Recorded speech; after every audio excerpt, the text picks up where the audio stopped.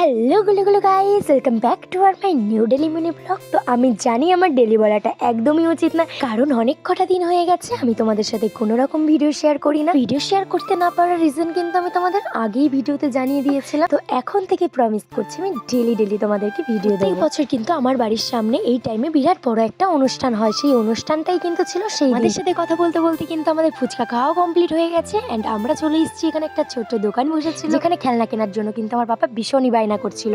তো সেখানে দিদি নিয়ে চলে এসেছিল খেলনা কিনে দেওয়ার জন্য। আস্তে আস্তে কিন্তু এই অনুষ্ঠানে অনেক লোকজনই আসা স্টার্ট করে দিয়েছিল। তো এখান থেকে আমরা নিয়ে নিয়েছিলাম পপকর্ন। জানো তো আমাদের বাড়ির সামনে এই অনুষ্ঠানে কিন্তু আমরা প্রত্যেক বছর ভীষণ এনজয় করি, যেহেতু প্রত্যেক বছর দিদি জিজু আমরা সবাই মিলে একসাথে থাকি। এই বছর কিন্তু জিজুরা কেউ ছিল না, সেই কারণে কিন্তু খুব একটা মজাও করতে পারিনি। তাছাড়াও কিন্তু পুরো আমার এক্সাম টাইমে এই অনুষ্ঠানটা হয়েছিল। বোর্ডের এক্সাম, বুঝতেই তো পারছো মাথায় কতটা চাপ থাকে। তো সেই চাপ নিয়ে আর কি করে এনজয় করবো বলো। তো যাই হোক, এখন আমরা গিয়ে খেয়ে নিয়েছিলাম একটুখানি ঘুগনি। আর তোমাদেরকে আমি এটাই বলছিলাম তখন যে আমার কাল এক্সাম, আর আমার বাড়ির সামনে, পুরো বাড়ির সামনে এত বড় অনুষ্ঠান, কি করে পড়বো ঘরে। এদিকে পড়াতেও মন বসছে না, এদিকে অনুষ্ঠানে এসেও আমি এনজয় করতে পারছি না। কেমন একটা ব্যাপার বলো তো।